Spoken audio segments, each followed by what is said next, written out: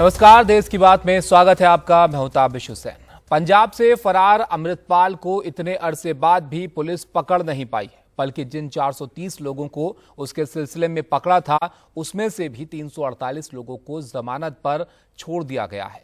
कहा जा रहा है कि ऐसा अकाल तख्त की अपील पर किया गया है और इस मामले पर शिरोमणि गुरुद्वारा प्रबंधक कमेटी के लोग भी आंदोलन कर रहे थे।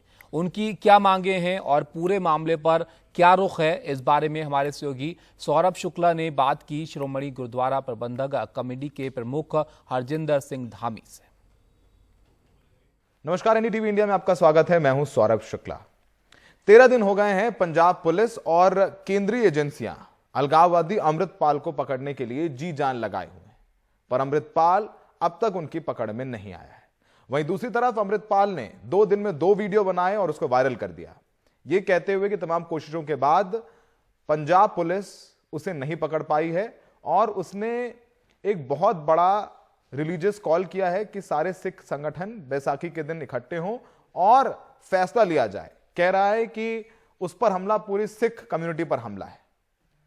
आज पूरे पंजाब में शिरोमणि गुरुद्वारा प्रबंधक कमेटी, जो गुरुद्वारों की सबसे बड़ी समिति है, उसने प्रदर्शन किया। अमृतसर में डीसी के ऑफिस गए और ज्ञापन दिया। किन मांगों को लेकर के एसजीपीसी प्रदर्शन कर रहा है, क्या उनका मत है, क्या वो अमृतपाल का साथ दे रहे हैं या फिर उनकी मांगे कुछ ऐसी हैं कि जो बीच का रास्ता निकाल रहे हैं। हमारे साथ बात करने के लिए हरजिंदर सिंह धामी हैं, जो कि प्रमुख हैं एसजीपीसी के।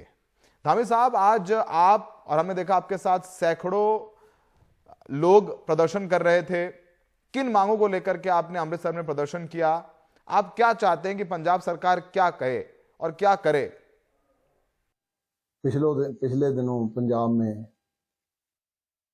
18 तारीख से एक बहुत बड़ा भूचाल आया हुआ था, जिसमें नौजवान जो हमारे बच्चे हैं वो बहुत सारे पुलिस वालों वो कैप्चर किए गए। कैप्चर इन द सेंस कि कस्टडी में लिए गए और उसके बाद श्री अकाल तख्त साहब जी के जथेदार ने एक मीटिंग कॉल की, जिस मीटिंग में पंथ की सिरमौर जथेबंदियों ने हिस्सा लिया और उसमें एक फैसला हुआ जथेदार साहब की ओर से। एक तो उन्होंने सरकार को अल्टीमेटम दिया कि 24 घंटे में जितने भी बेकसूर हैं वो उनको रिहा किया जाए, और साथ में श्रोमणी गुरुद्वारा प्रबंधक कमेटी को भी आदेश किया कि जितने भी उनको लीगल असिस्टेंस देनी पड़े या कोई और रोष प्रदर्शन करना पड़े तो ये श्रोमणी गुरुद्वारा प्रबंधक कमेटी उसमें अपना बल योगदान दे। तो उसी तर्ज पर आज इसमें कोई शक नहीं कि बहुत सारे जो बच्चे हैं वो अपने घरों को जा चुके हैं, पर उनका वो बेल बॉन्ड पर रिहा किया गया है। हमारी मांग है कि जो प्रिवेंटिव मेजर्स में जो कस्टडी में लिए गए, बेल पर छोड़ दिए, उनको तुरंत डिस्चार्ज किया जाए, क्योंकि इसमें कोई सज़ा तो होती नहीं। तो दूसरा, हमारा जो कुछ FIR में भी अरेस्ट किए गए हैं उनकी भी दोबारा से पड़ताल होनी चाहिए और उनका रिव्यू करके जो निर्दोष हैं उनको तुरंत रिहा किया जाए।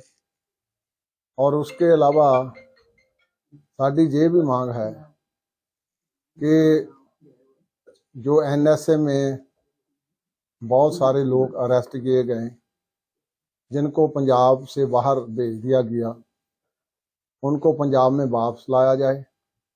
अगर वो वापस नहीं आते तो उनका लीगल राइट है वकील को कंसल्ट करना, वो पंजाब गवर्नमेंट उस सरकार पर पहुंच करे और श्रोमणी गुरुद्वारा प्रबंधक कमेटी को इजाज़त दे, ताकि हमारा जो लीगल पैनल है वो उनके साथ जाकर इंटरव्यू कर सके।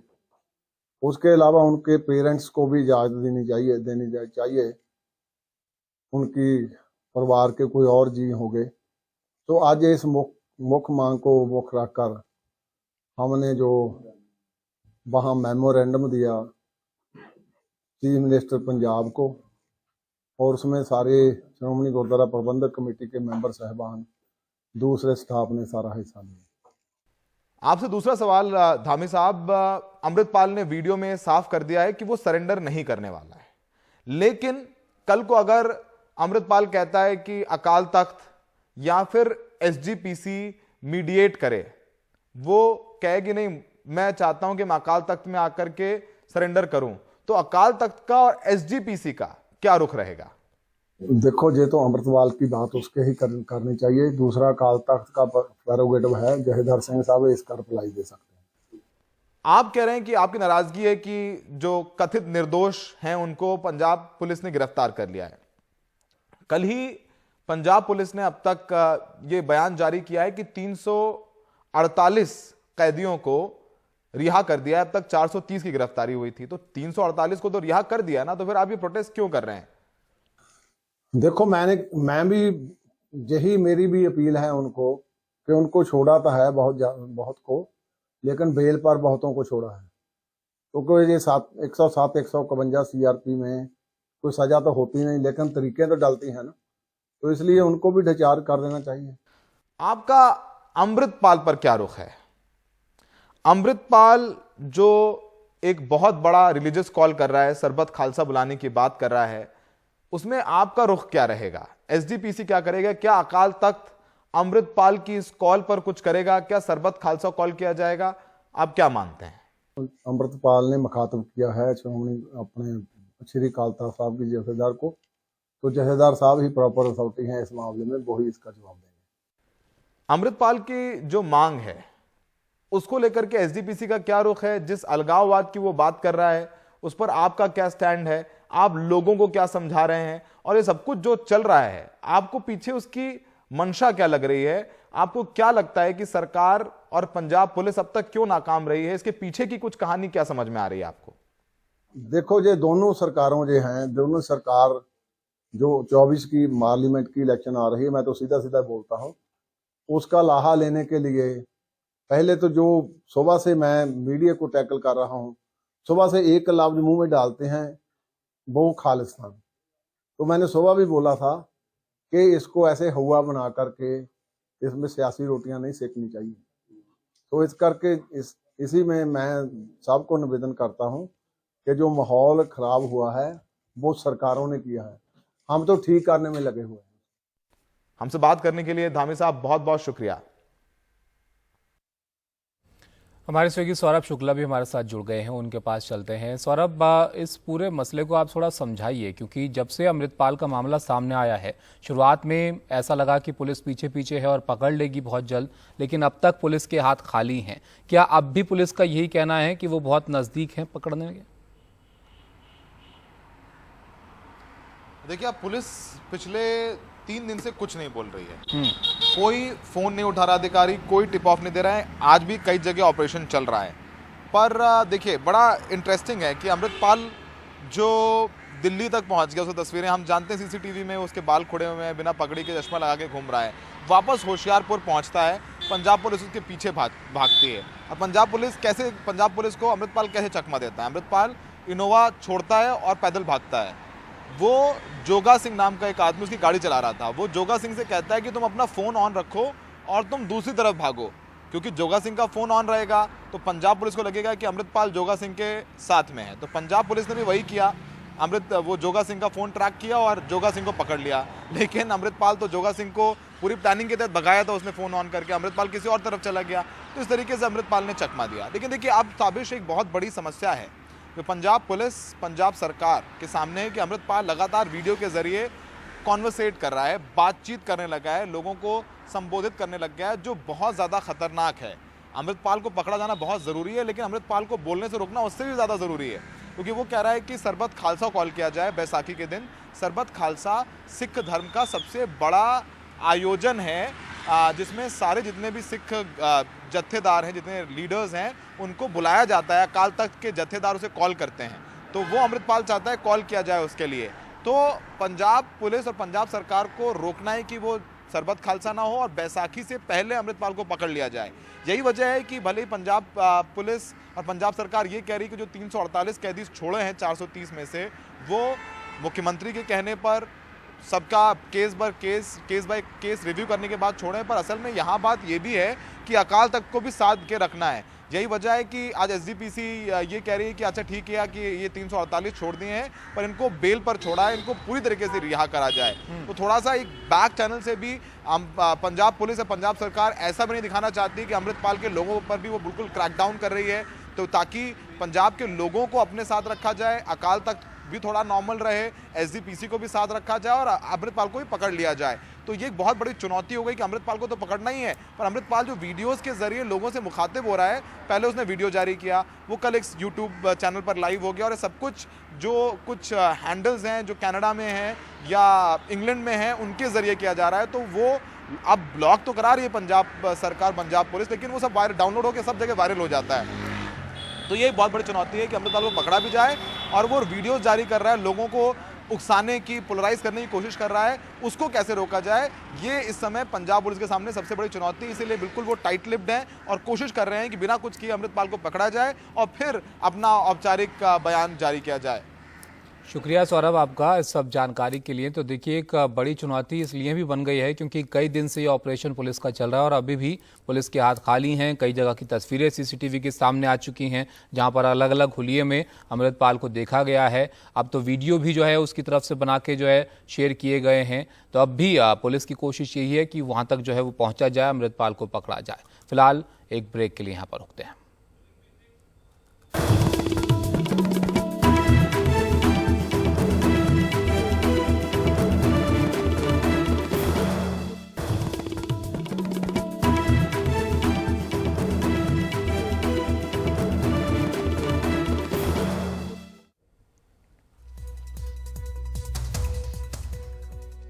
ब्रेक के बाद आपका स्वागत है और अब बात करते हैं क्रिकेट की। आज से टी20 का महाकुंभ यानी आईपीएल का 16वां सीजन शुरू हो रहा है और पहले मैच में डिफेंडिंग चैंपियन गुजरात की टक्कर चेन्नई से अहमदाबाद में होगी।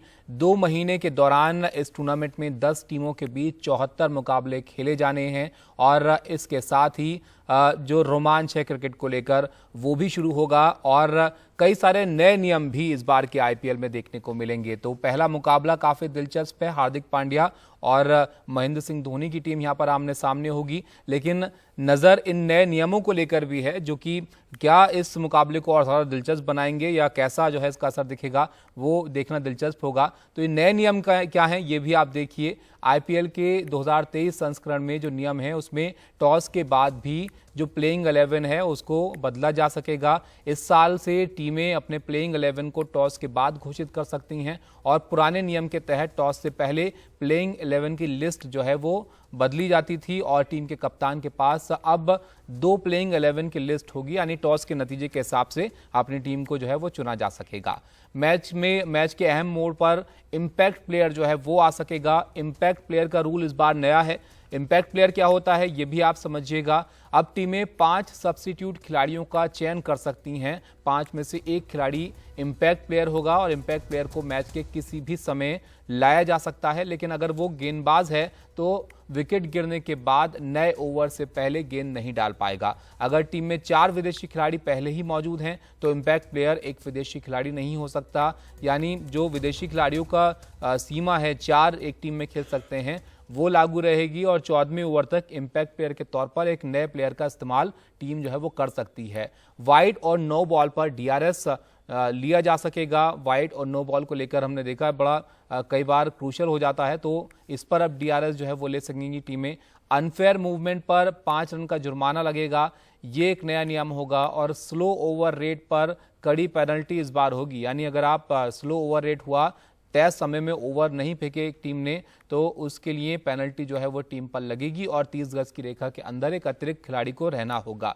तो ये नए नियमों के साथ इस बार का जो आईपीएल है वो शुरू होने वाला है। इस पर चर्चा करते हैं, हमारे साथ अशोक मल्होत्रा हैं, पूर्व क्रिकेटर, और स्टूडियो में मनोरंजन भारती मैनेजिंग एडिटर हमारे साथ जुड़ गए हैं। बाबा पहले आपसे शुरुआत करते हैं। आईपीएल एक तो ओपनिंग सेरेमनी काफी वक्त बाद हो रही है और दूसरा हम उस फॉर्मेट में वापस लौट रहे हैं जो पहले आईपीएल हुआ करता था, यानी हर एक टीम जो है वो दूसरे के ग्राउंड पर भी खेलेगी, अपने ग्राउंड पर भी खेलेगी। तो दर्शकों के लिए तो रोमांच यहीं से शुरू हो जाता है। जी हाँ, बड़ा है और बहुत बड़ा है इस बार का आईपीएल जो है, जो नए नियम है वो काफ़ी कुछ बदलने वाले हैं। ये नियम जो है फुटबॉल और एनबीए जो है उससे लिया गया। फुटबॉल में सब्स्टिट्यूट खिलाड़ी आता है, उसके बाद मैच का रुख बदल देता है। कुछ ऐसा ही नियम जो है इस बार आपको देखने को मिलेगा कि ये इम्पैक्ट प्लेयर क्या कर पाता है, किस क्रूशियल मोमेंट पे जो है वो टीम मैनेजमेंट उसको लेकर के आती है। WPL में जो ये 2 नियम आपने बताए, वाइट बॉल और नो बॉल पे DRS लेने का, ये WPL जो खत्म हुआ महिलाओं की जो है लीग, उसमें भी था। तो ये आपको नया वर्जन देखने को मिलेगा। पहली बार IPL में इंट्रोड्यूस हो रहा है, क्या पता आगे चल के ये नॉर्म बन जाए। बिल्कुल। और हमारे साथ अशोक मल्होत्रा जी भी हैं। अशोक मल्होत्रा जी, आप यहीं से शुरुआत कीजिए कि इम्पैक्ट प्लेयर से आपको लगेगा कि बहुत बड़ा इम्पैक्ट IPL पर पड़ेगा। वैसे तो रोमांच की कोई कमी होती नहीं इस टूर्नामेंट में। जी बिल्कुल। देखिए, इम्पैक्ट प्लेयर का कितना इम्पैक्ट होता है ये निर्भर करता है कोच और कप्तान किस तरह के इम्पैक्ट प्लेयर को लेते हैं। क्या वो जो इम्पैक्ट प्लेयर को लेते हैं वो अपना इम्पैक्ट छोड़ पाएगा, इस पर निर्भर करेगा क्या।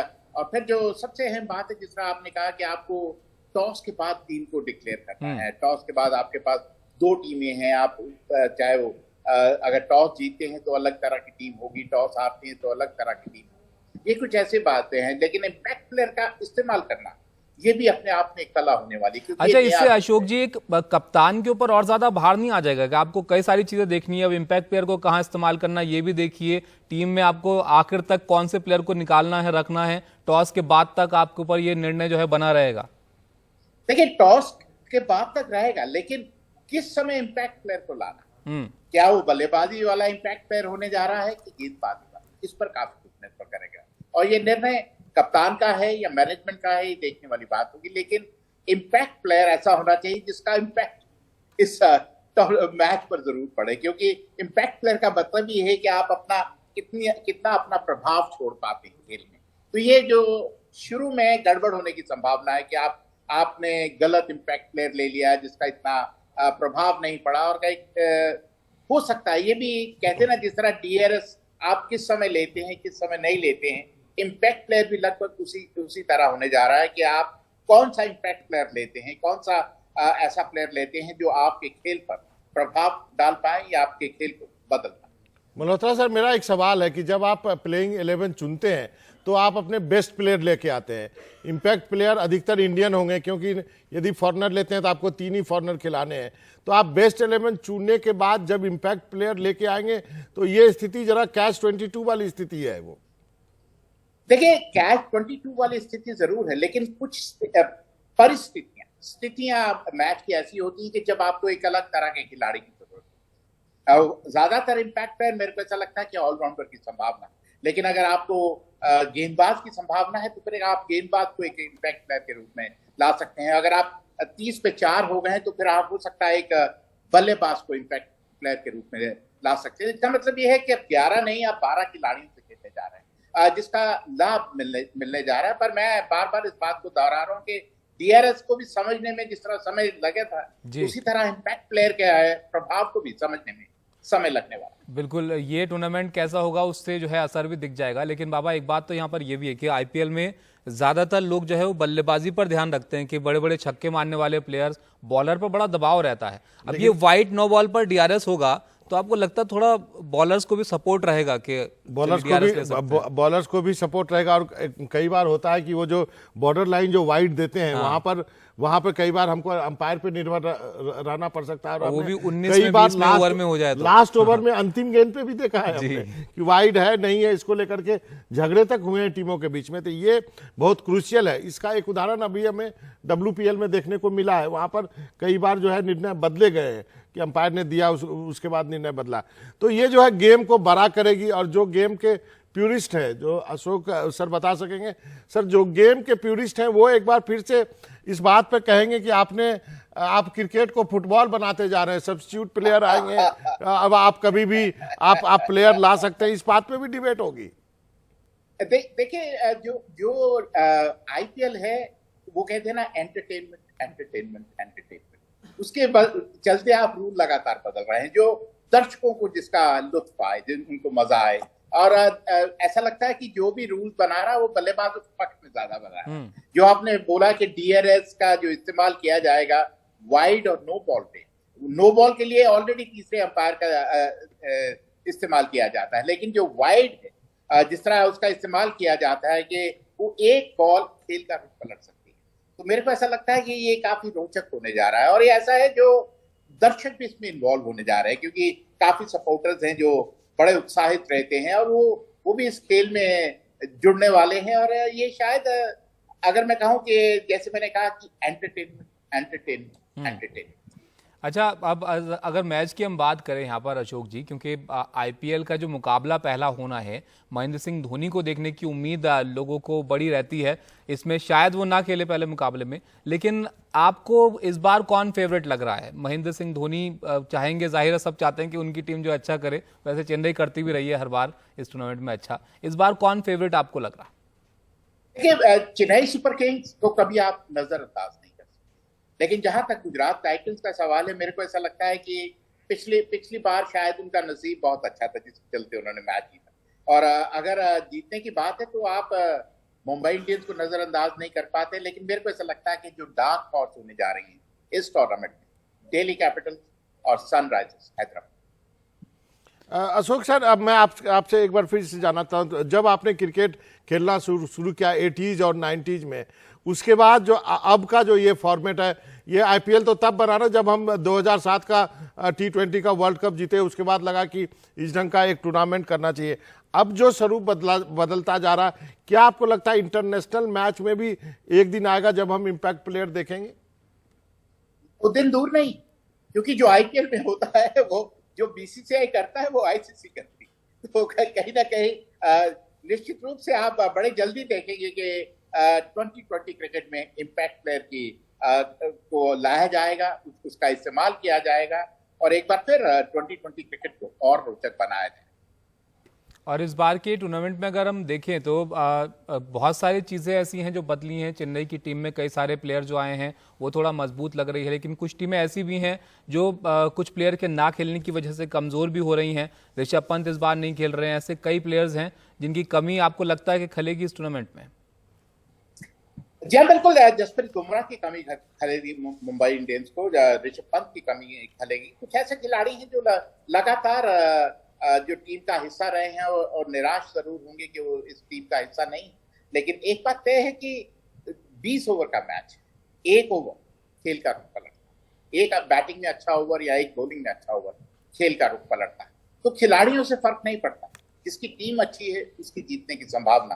गुजरात टाइटंस उसका उदाहरण है, जिन्होंने टीम उनके पास बहुत बड़ी नहीं थी, नामी प्लेयर नहीं थे, लेकिन एक अच्छी एकता थी, एक एकजुटता थी, एक अच्छी टीम स्पिरिट, जिसके चलते उन्होंने जीत अर्जित की। और ये निर्भर करता है कोच और कप्तान किस तरह खेल को खिलाते हैं। आप जितने भी पैसे खर्चे, लेकिन खेल को खिलाना, उस टीम को खिलाना बहुत महत्वपूर्ण है, क्योंकि फुटबॉल में भी करोड़ों रुपए लोग खर्च करते हैं, लेकिन जो मैनेजर अच्छा होता है वो टीम जीतने की संभावना। सही कहते हैं, फुटबॉल में मैनेजर अच्छा होता है, क्रिकेट में कप्तान पर सारा निर्भर करता है। मेरा एक और सवाल है, वर्कलोड की बात आएगी। बुमराह आईपीएल से बाहर है, शमी के बारे में भी बात की जा रही है। इस साल के अंत में जो है 50 ओवर का वर्ल्ड कप होना है, तो इस वर्कलोड को कैसे मैनेज करेगी जो देशों की टीमें हैं? क्या आपको नहीं लगता कि ज्यादा दबाव है खिलाड़ियों पर? देखिए, दबाव भी है और पैसा भी। देखिए, आप खिलाड़ी कहते हैं ना, पैसा देखो और तमाशा देखो। चोटिल जब होते हैं वो आईपीएल में, आपने किसी को चोटिल होते हुए सुना? मैंने तो नहीं सुना। चोटिल होते हैं जब आईपीएल के बाद। तो आईपीएल सब खेलते हैं, लेकिन जहां तक अंतरराष्ट्रीय क्रिकेट का सवाल, उसमें निश्चित रूप से ऑस्ट्रेलियंस अपने आप को बड़ा अच्छा मैनेज कर रहे हैं। इंग्लैंड के खिलाड़ी हैं जो मैनेज कर रहे हैं। भारतीय खिलाड़ी को अब देखना होगा क्या उनके फ्रेंचाइज उनको मौका देते हैं, क्योंकि जब आप बिके होते हैं तो फिर आपके पास अपना कहने को कुछ नहीं रह जाता। तो मेरे को ऐसा लगता है कि कहीं ना कहीं फ्रेंचाइजी को भी टीम के बारे में, देश के बारे में सोचना चाहिए और कहीं ना कहीं थोड़ी एडजस्टमेंट जरूर चाहिए, क्योंकि खिलाड़ी है, पैसा जरूर है, लेकिन वो रॉबर्ट नहीं है। वो लगातार उनमें भी, उनको भी चोट लगने की संभावना रहती है। और टू मच क्रिकेट वाला कॉन्सेप्ट मेरी समझ से परे है, लेकिन अदरवाइज जो वर्कलोड है उसको मैनेज करना आजकल होता भी इतना क्रिकेट है ना अशोक जी के, क्रिकेट बहुत खेलते हैं खिलाड़ी। हमने देखा कि बुमराह का इंतजार तो कई टूर्नामेंट में करते करते रह गए, लेकिन वो लौट नहीं पाए ग्राउंड पे अपनी फिटनेस को लेकर। लेकिन बाबा, मैच पे अगर हम लौटें तो महेंद्र सिंह धोनी की मैं एक बार फिर से यहाँ पे बात करूँ, क्योंकि लोगों को लग रहा है शायद वो आखिरी आईपीएल जो खेलें, इसके बाद वो किसी और भूमिका में दिखें। आपको क्या लगता है, क्या आप इस बार के आईपीएल से उम्मीद कर रहे हैं? जी देखिए, धोनी तो इस बार का आईपीएल है, आज पहला मैच शायद नहीं खेल रहे हैं, ऐसी खबरें हैं। तो अब धोनी तो धोनी है, वो रहेंगे, चेन्नई के साथ ही रहेंगे, मेंटर की भूमिका में रहेंगे, क्योंकि उनके पास इतना एक्सपीरियंस है। हो सकता है स्काउटिंग भी करें चेन्नई सुपर किंग्स के लिए। तो धोनी का रोल तो है, चाहे फ्रेंचाइज क्रिकेट में हो। मुझे तो लगता है धोनी इतना बड़ा खिलाड़ी है कि आपको नेशनल टीम के लिए भी उनकी सेवाएं ली जानी चाहिए। खासकर कैसे प्लेयर्स को मैनेज करते हैं, कैसे वर्कलोड को मैनेज करते हैं, कैसे कैप्टन को कूल रहना है वहां। अब तो इतने सारे डिसीजन लेने हैं। पहले तो एक डीआरएस होता था, तो उसका नाम ही धोनी रिव्यू सिस्टम हो गया था कि वो कब लेना उनका कभी गलत होता भी नहीं, कभी गलत नहीं होता था, क्योंकि वो विकेट कीपर थे, तो वो सारा कुछ देखते थे। तो अब जो है, अब उससे सीख लेकर के एक दूसरी पीढ़ी बिल्ड करने के लिए वैसे खिलाड़ी आपको चाहिए होगा। और जैसा कि सर कह रहे हैं कि फ्रेंचाइज को भी सोचे कि भाई देश के लिए भी इसको बचा के कुछ खिलाड़ियों को रखना चाहिए, क्योंकि इस साल के अंत में ही जो है 50 ओवर का वर्ल्ड कप है। बिल्कुल, अब ये तो होता ही है, अगर बहुत ज़्यादा क्रिकेट हो तो जाहिर है खिलाड़ियों पर भी इस चीज़ का दबाव रहता है। लेकिन ये एक ऐसा वक्त होता है आपके ये साल का जब सबकी निगाहें टीवी पर क्रिकेट देखने के लिए होती हैं, आईपीएल में जब बड़े बड़े खिलाड़ी जो है वो खेल रहे होते हैं। अशोक जी, बहुत शुक्रिया आपका, और मनोरंजन भारती आपका भी बहुत शुक्रिया हमारे साथ जुड़ने के लिए। तो आज से आईपीएल जो है वो शुरू हो रहा है। पहला मुकाबला गुजरात और चेन्नई के बीच में होना है। इस पर भी आपको अपडेट देंगे और आईपीएल की तमाम जानकारी भी आप तक हम पहुँचाएंगे। फिलहाल एक ब्रेक ले रुकते हैं।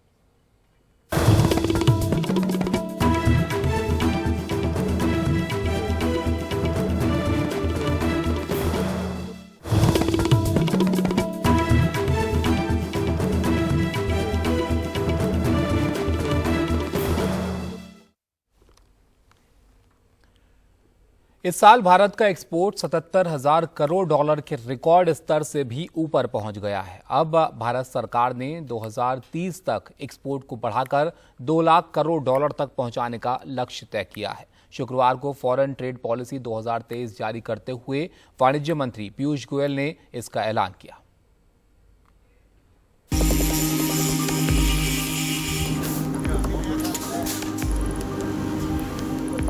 रूस यूक्रेन युद्ध और अंतर्राष्ट्रीय अर्थव्यवस्था के धीमा पड़ने के बावजूद मौजूदा वित्तीय साल में भारत का एक्सपोर्ट अब तक के सबसे ऊंचे स्तर पर पहुंच गया है।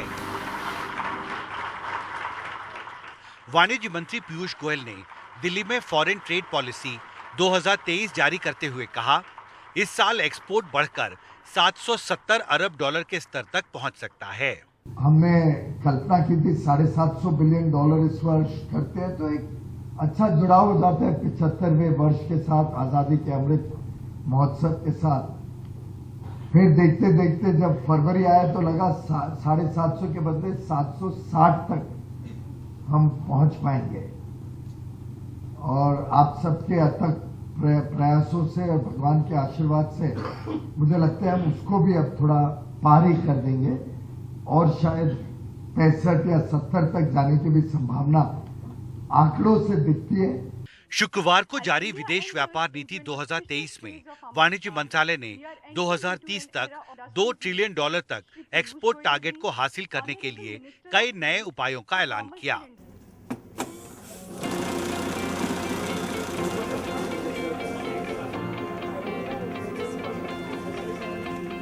अब सरकार का ध्यान रुपए को वैश्विक मुद्रा बनाने और रुपए में अंतर्राष्ट्रीय कारोबार को बढ़ावा देने पर है। आरबीआई ने इस पे एक डिटेल नोटिफिकेशन कि किस कॉन्टेक्स्ट में आप स्पेशल रुपी वॉस्त्रो अकाउंट खोल सकते हैं और आईएनआर ट्रेड सेटलमेंट कैसे हो सकता है, उस पर ऑलरेडी लाया है। तो उसको बेस करके हम लोगों ने एफटीपी में जो चेंजेस चाहिए उसको रिकग्नाइज करने के लिए, और एक्सपोर्ट्स अगर हो रहा है तो उसको फैसिलिटेट करने के लिए जो भी चाहिए हम लोग लाए हैं। अभी 18 देशों के बैंक्स ने स्पेशल वॉस्त्रो अकाउंट खोले हैं, करीब 30 वॉस्त्रो अकाउंट खोले गए हैं, और आगे जाके मुझे लगता है कि इस एरिया में इंटरेस्ट और भी रहेगी और आईएनआर को एक इंटरनेशनल ग्लोबल करेंसी करने में मदद करेगी। साथ ही ई कॉमर्स एक्सपोर्ट को प्रोत्साहित करने और छोटे लघु उद्योग सेक्टर में एक्सपोर्ट को बढ़ावा देने के लिए कुरियर सेवा के माध्यम से प्रति कंसाइनमेंट निर्यात की मूल्य सीमा 5 लाख रुपए से बढ़ाकर 10 लाख रुपए कर दिया गया है। कोरियर से जब एक्सपोर्ट करते हैं micro small and medium enterprises, artisans, उनको वो बेनिफिट नहीं मिलते जो कि एमएसएमईज को जब जनरली एक्सपोर्ट करते हैं तो मिलते हैं, यानी कि उनको ड्यूटी का ड्रॉबैक नहीं मिलता। इस बार की पॉलिसी में कोरियर की जो एक्सपोर्ट है और जो जनरल एक्सपोर्ट है उसको एट पार कर दिया गया है कि जो बेनिफिट बाकी एक्सपोर्टर्स को मिलते हैं वो सारे बेनिफिट अब ई कॉमर्स को भी मिलेंगे, पहली बात है। दूसरी बात यह है कि जो डाक से एक्सपोर्ट करते थे अब ये सुविधा धीरे धीरे पूरे देश भर के डाकघरों को मिलेगी। पहले सिर्फ कुछ चुनिंदा ही जो डाकघर थे वो निर्यात के लिए कोरियर एक्सपोर्ट कर सकते थे। इसके अलावा टाउन्स ऑफ एक्सपोर्ट एक्सीलेंस की लिस्ट में फरीदाबाद, मुरादाबाद, मिर्जापुर और वाराणसी को भी शामिल किया गया है। अंतर्राष्ट्रीय अर्थव्यवस्था में चुनौतियों के बावजूद इस साल एक्सपोर्ट बढ़कर रिकॉर्ड 765 से 770 बिलियन डॉलर तक पहुंचने का अनुमान है और वाणिज्य मंत्रालय ने एक्सपोर्ट को और बढ़ाकर 2030 तक 2 ट्रिलियन डॉलर तक पहुंचाने का एक नया टारगेट फिक्स किया है। अब भारत सरकार के सामने अगली चुनौती फॉरेन ट्रेड पॉलिसी 2023 में जो नए प्रस्ताव शामिल किए गए हैं उन्हें जमीन पर सही तरीके से लागू करने की होगी। दिल्ली से कानन पात्रा के साथ Himanshu Shekhar, NDTV India.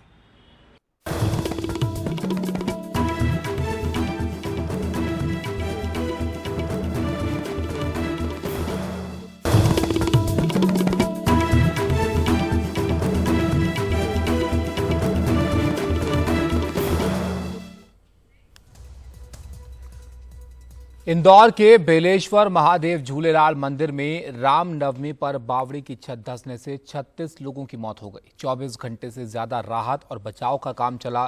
Police ने मंदिर ट्रस्ट के लोगों के खिलाफ एफआईआर दर्ज कर ली है, लेकिन किसी को गिरफ्तार नहीं किया गया है। एनडीटीवी के हाथ कुछ दस्तावेज भी लगे हैं जो साफ बताते हैं कि कैसे मंदिर ट्रस्ट ने प्रशासन के नोटिस और खत की अनदेखी की, बावजूद इसके उन पर कोई कार्रवाई नहीं हुई।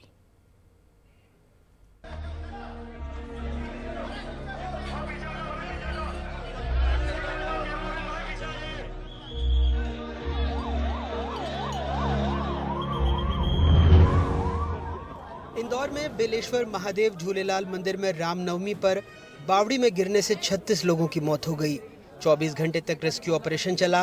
रात 11 बजे मोर्चा सेना ने संभाला। चैलेंजिंग इसलिए था कि पुरानी बावड़ी थी, इसकी दीवारें भी जर्जर थी और इसमें बहुत सारे ऑब्स्टिकल थे जिनको हमारे रेस्क्यूअर्स ने अपने कटिंग इक्विपमेंट और अपनी प्रशिक्षण के माध्यम से उनको रिमूव किया और उसके बाद में लोगों की डेड बॉडी रिकवर। खास तरह के इक्विपमेंट जिनकी आपको जरूरत पड़ी हो यहाँ पर बावड़ी में? बावड़ी में सर हमारी ट्रेनिंग के अनुसार बहुत सारे हमारे पास इक्विपमेंट्स होते हैं, उसमें कटिंग इक्विपमेंट्स हैं या फिर चिपिंग हैमर के माध्यम से हम सीजिंग करते हैं और जो बड़े ब्लॉक्स होते हैं उनके टुकड़े करके जैसे हमने बाहर निकाले। जब भी सरकार द्वारा भारतीय सेना से मुश्किल हालात में मदद मांगी जाती है तो हम उसे जरूर पूरा करते हैं और आगे भी हम भविष्य में आवश्यकता अनुसार मदद करते रहेंगे।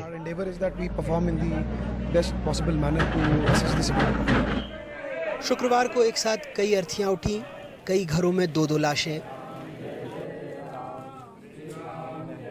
चेहरे सवाल पूछ रहे थे, ये हादसा था या जानलेवा लापरवाही। मंदिर प्रबंधन पर आरोप है बावड़ी को भरे बगैर 4 लोहे के गर्डर पर छड़, सीमेंट, रेत और ऊपर से फर्शियां डालने का। जो लोग मंदिर में आए उन्हें पता ही नहीं था कि जिस जगह खड़े होकर दर्शन और हवन पूजन करते हैं उसके नीचे बावड़ी है। रामनवमी के दिन 50-55 से ज्यादा श्रद्धालु श्री बेलेश्वर झूलेलाल महादेव मंदिर में आए थे हवन करने के लिए, लेकिन उन्हें शायद ही मालूम होगा कि ये जो 200 साल पुरानी बावड़ी है 4 लोहे के जर्जर खंभों पर टिकी है। उनके और मौत के बीच सिर्फ यही खंभे थे जिन्होंने ऐन वक्त पर साथ छोड़ दिया और 36 लोगों की दर्दनाक मौत हो गई इस हादसे में। श्रीनगर इलाके में बने पार्क में बावड़ी के पास नया निर्माण शुरू हुआ था।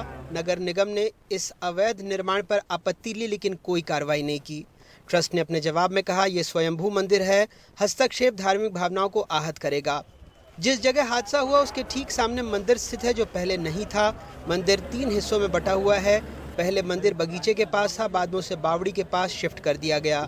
इसके बाद बावड़ी के दूसरी तरफ 5 से 6 फीट दूर मंदिर में नया निर्माण किया जा रहा था। 23 अप्रैल 2022 को रहवासियों की शिकायत पर समिति अध्यक्ष गलानी को अवैध निर्माण का नोटिस दिया गया था। 25 अप्रैल को गलानी ने जवाब दिया, कोई अवैध निर्माण नहीं है, धार्मिक भावनाएं न भड़काएं। 30 जनवरी 2023 को स्नेहनगर विकास मंडल की शिकायत पर फिर नोटिस दिया गया, जवाब वही, कोई गड़बड़ी नहीं है। स्थानीय लोगों का आरोप है कि इसके पीछे सत्तारूढ़ दल के बड़े नेता का दबाव था।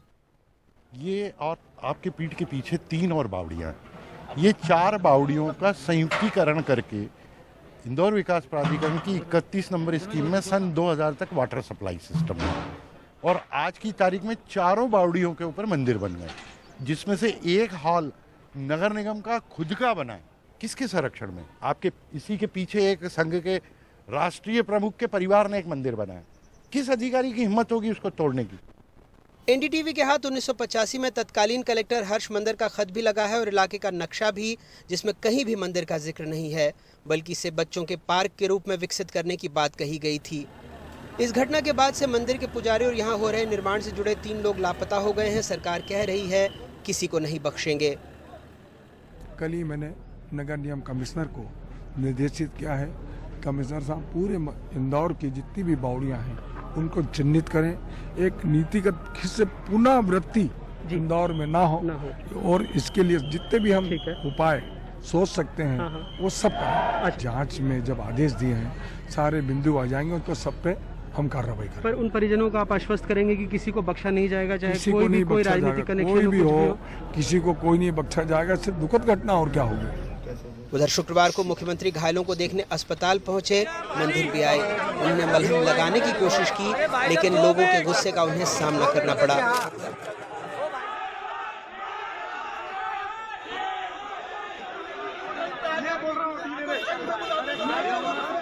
इंदौर से कैमरा पर्सन रिजवान खान और अपने सहयोगी समीर के साथ अनुराग द्वारी की रिपोर्ट, एनडीटीवी इंडिया।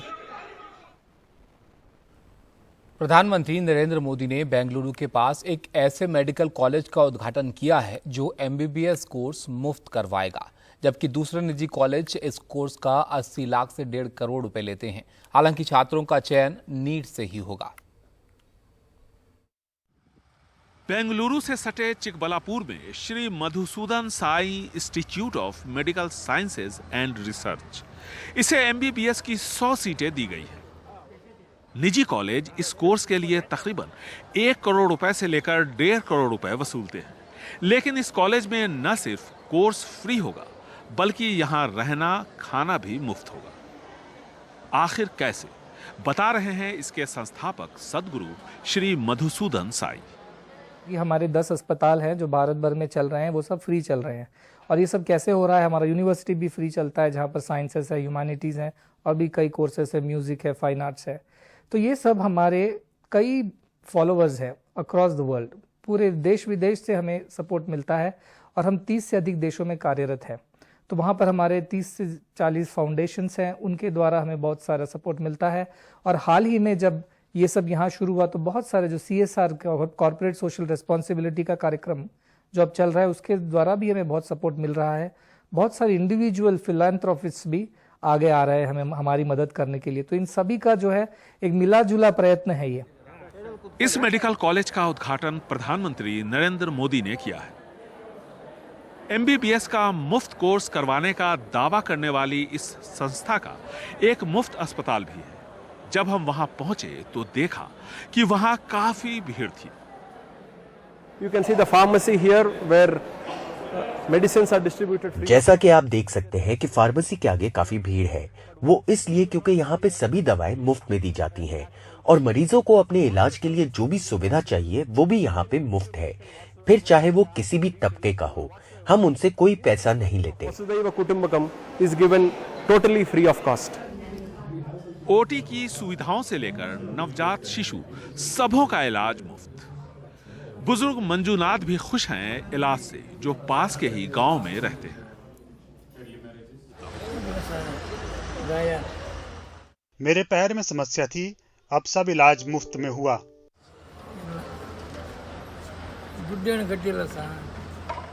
एमबीबीएस की शिक्षा मुफ्त, रहना खाना सब कुछ मुफ्त। और यहाँ के अस्पतालों में मैंने देखा कि जरूरतमंदों का इलाज भी मुफ्त हो रहा है। निश्चित तौर पर ये एक सराहनीय प्रयास है। चिकबलापुर, बाहरी बेंगलुरु से कैमरामैन गोविंद मूर्ति के साथ निहाल खिदवई, एनडीटीवी इंडिया। तो इसी के साथ आज के शो में फिलहाल इतना ही। आप देख रहे थे देश की बात। मैं हूं ताबिश हुसैन। नमस्कार।